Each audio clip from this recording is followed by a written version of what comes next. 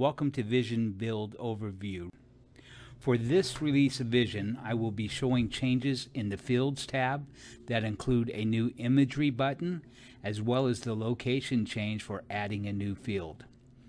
In Scouting, the new Date Scouted feature, moving to Field Applications, the new Filter tab for active and historical applications, how to revise work orders, and define treatment areas. Next, we'll look at the new field analysis and data exchange options. Let's get started by selecting fields.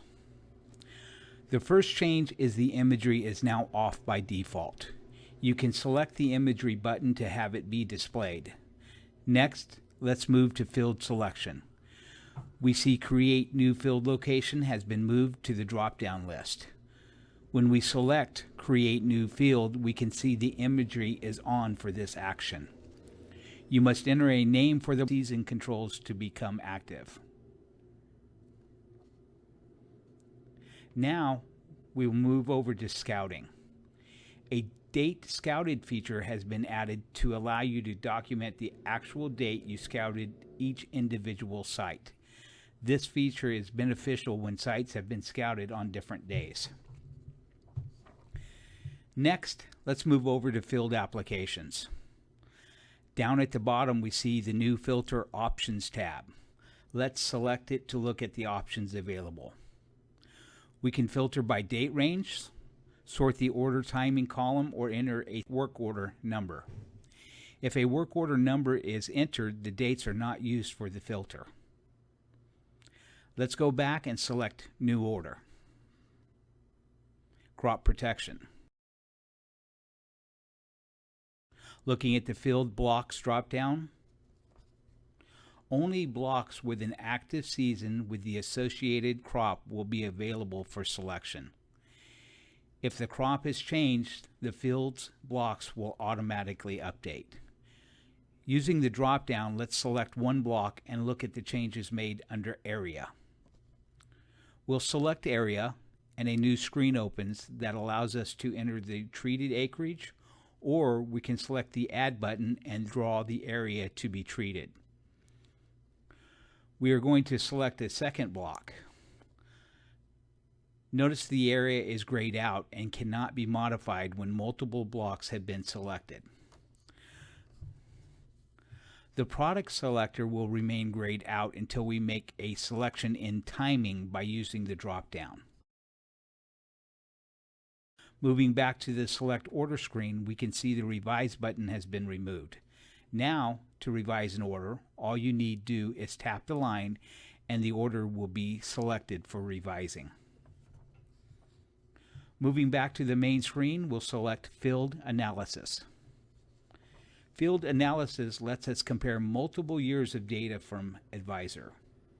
You can select up to 5 layers, but for this scenario, we'll select 3 layers to show how the data is displayed when selected and how points are added. To distinguish similar layers, each layer is labeled with date and time. Once selected, just tap Site Analysis at the bottom of the screen. We add sites by tapping on the screen in the area that we would like to compare. Sites can be removed by tapping the red X. You'll notice that we now can see each layer associated values being displayed for each site. If you would like to change the layer being displayed, tap Selected Layers and choose another layer. Let's go back and look at the last item we will cover in this release, Data Exchange.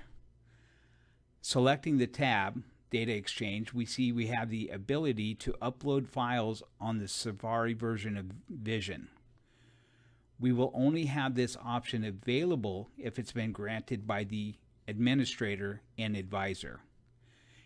Using the Upload File button, choose the file to be uploaded, then select Upload to Server.